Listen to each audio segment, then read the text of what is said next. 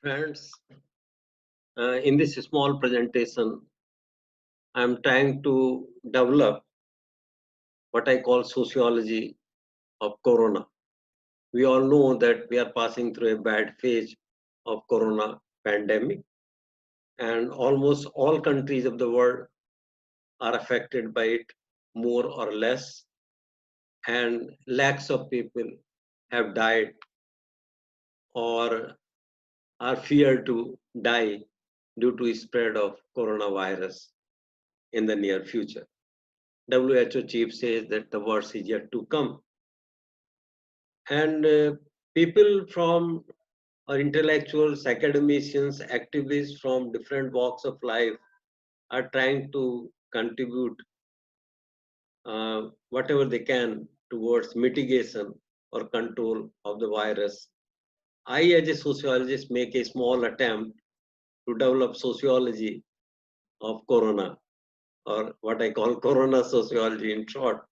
The aim is to look at the social aspects of the spread of virus and the consequences that the spread of virus might have on different aspects, different dimensions of society, social action, individuals, and social groups. Friends, and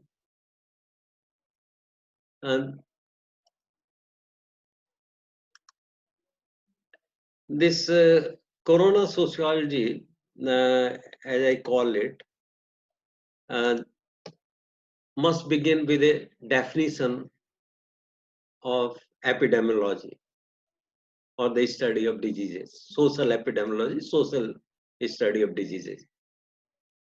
Now, epidemiology is defined as the study of the distribution and determinants of the virus or infection.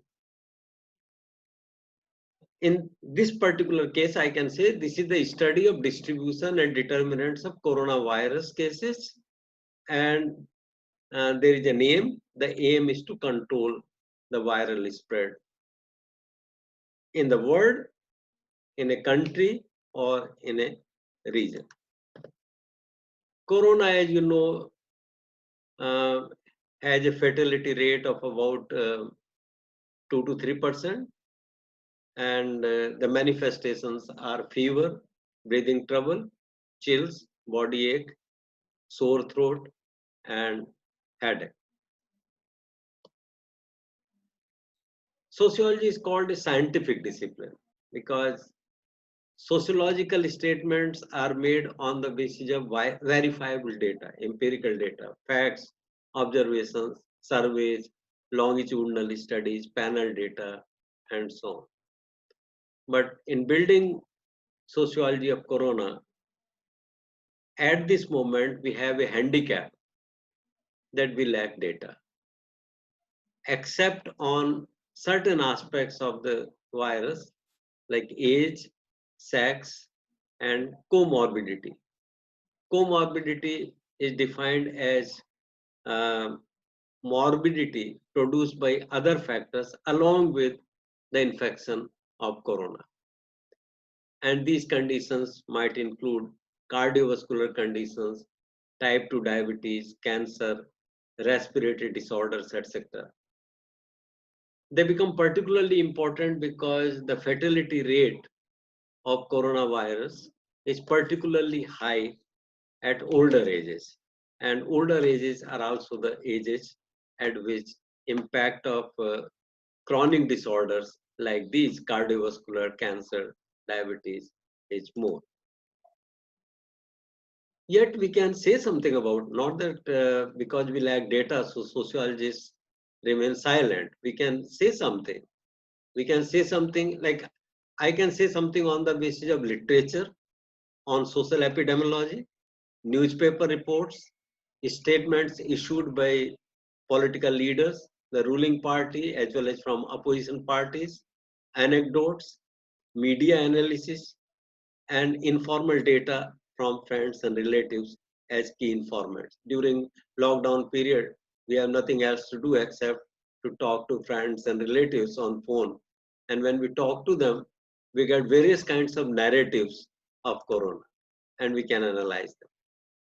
Now, those who have written on sociology of epidemics in the past, they have written on sociology in epidemiology, means what social factors are taken into consideration in studies of epidemiology. These factors are empowerment.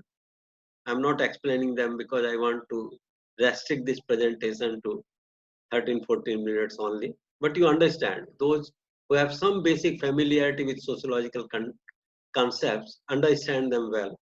Social support, coping, race, globalization, transnational actors, and traditional national and local governments uh, actors. Migration is actually the most important cause of spread of this virus, which started from Wuhan and is spread to other countries with international migrants, experts, um, scientists, and political leaders, and academicians, and business experts. Multiculturalism, mobility, personal life, intimacy, relationships and families, housing, political, economic, and cultural factors which structure the drug perceptions, community fragility, the dominant social context related to environmental impact, and the depletion of staple foods in conditions such as climate change, etc. Many people believe that corona affects less in conditions of high temperature and humidity, uh, and therefore they believe that as uh, we are moving towards rainy season in India, after summer will come rainy season, because of sunlight, um, high temperature and humidity, perhaps the impact of corona on India will be much less as compared to some of the developed countries uh, which are cold and where temperature um, and in those regions particularly where temperature remains below 0 degree. In studies of sociology of epidemics, we find that in place of biomedical model, actually epidemics help us in establishing biopsychosocial model of health as against the biomedical model of health, and show the importance of gender, social class, race, ethnicity, humor, social network, income distribution, and social policy. Social policy affects the spread of the virus highly, and a multi-level approach is required. We know that at the moment, males suffer a greater risk than females. We know that in all countries, in UK, in USA, in India, in neighboring countries like Pakistan, ethnic minorities uh, suffer from the spread of the virus much more than others. So people are talking that in UK, uh, people of Asian origin, ethnic minorities, blacks, same way in USA. In USA also ethnic minorities. In Pakistan, Baloch, and in India there is a perception that religious minorities are worse affected by the pandemic. Poor people are more affected, and poor people are more affected not only in the sense that the housing condition, density of population in ghettos is high, which make them particularly susceptible to spread of this virus, but they also are the first to lose employment, income earning opportunities due to social distancing and lockdown and other measures adopted by the government. So the issue of migrant labor. Then there are issues about rumors, discrimination against certain social groups, social network, which at the individual level might mean social resources, and at the social level, it may mean trust, strength of the institutional framework, uh, or norms, how strong are the norms, morality, traditions, conventions in the larger society. And then income distribution, how does income distribution affect the spread of the virus? And how does social policy affect the virus? And how do social policies evolve? Who are the pressure groups? Politicians, administration, doctors, police personnel, scientists, medical experts, or NGOs, activists, international NGOs, organizations like WHO, or bilateral organizations. What is the role of all of them? This is what a multi-level approach requires. Friends, in the past, these days there is some discussion of how in the past epidemics have been controlled. In some cases, epidemics got controlled on their own because people developed antibodies to them. Some people feel, including some top ranking political leaders, that let us not do anything. Because in the worst case, 60-70% of the population will be infected. And depending on their age, sex, occupational income distribution, maybe 2%, 1% of the infected people may develop severe conditions and even die. But then economic activities will not be affected. This is the position that US had been taking so far. UK also had similar position. And more or less all the countries where strong lockdown measures are adopted, social distancing measures are adopted, they also want to make a balance between social distance and economic activities. And we say Jaan bhi, in India we are saying Jaan bhi or Jahan bhi. We cannot ignore anything. We cannot ignore lives. We also cannot ignore economic activity. Some epidemics were controlled by the development of drugs, medicines, or treatment through antibiotics, sulfonamide, sulfur drugs, uh, and antibiotics of different generations. Some epidemics were controlled by vaccine like polio, smallpox, measles, whooping cough. Then through sanitation, cholera was treated mostly by developing appropriate uh, sanitation and clean drinking water facilities. Some epidemics are controlled by raising awareness and by making changes in social practices, such as lockdown, distancing, which we are practicing today. And some viruses are only managed, like HIV. We do not have a cure of HIV yet. In 1986, we had the first case of HIV in our country. We have not, a world has not discovered any cure for HIV yet, but HIV has been largely controlled through social practices and safe sex practices in particular. Then alternative medical practices or medical pluralism also contribute to uh, mitigating viruses and epidemics.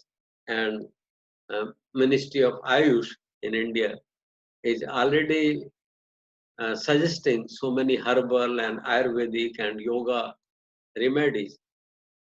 Earlier there was some discussions regarding preventive homeopathic medicines which can be taken for the control of the virus.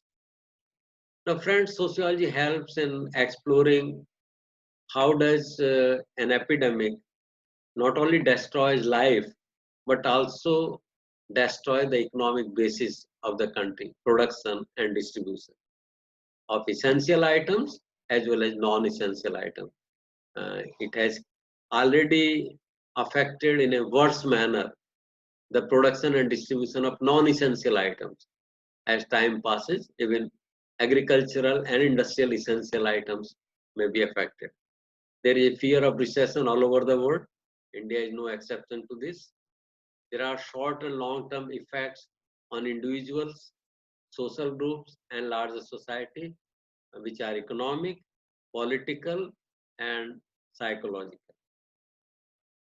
And interestingly, epidemics can also produce a lot of changes in minority groups and group relations because of the fear that minorities are worse affected, or certain religious groups are more affected, or the religious groups do not want interference in their religious practices. Like in many Muslim countries during this period of Ramjan, when they want to go to mosque to pray. Now the governments of both Islamic and non-Islamic secular countries are trying to convince the people that they should not assemble in mosques and they should pray at home. But people may take it to be an interference in their religious matters, and in uh, multi-religious countries or in plural countries like ours, there may also be a feeling that people belonging to certain religions are victimized or stigmatized or discriminated, or there is interference in their practices, though from the perspective of the ruling classes or decision makers or policy makers, there may be no such thing. Then there is stigma against the infected people even after they test negative, means they have been cured. And epidemics affect the credibility of the regime. The effective control of the epidemic can tarnish, effective management, effective control of the epidemic may strengthen the regime, or if epidemics is not properly tackled, it can tarnish the image. Like it has already tarnished the image of uh, the ruling party or Trump in United States. And because China could control its epidemic in Wuhan, and there is a belief, or at least China is trying to portray that they prevented it from spreading to other parts of China. So this strengthens their image. And there is also a mental health aspect of infected people who survive. Those who get infected and survive, most people survive. 95% or more people will survive anyway without any uh, disability implication. But there will be trauma, and we have to prepare ourselves, our society, to deal with mental health aspects of infected people who survive. Then there are short and long-term socioeconomic effects on survivors, their families, and the community. Reduced income, unemployment and underemployment, financial losses, indebtedness, discord among family members, outmigration or in-migration, and population decline or population growth in certain regions.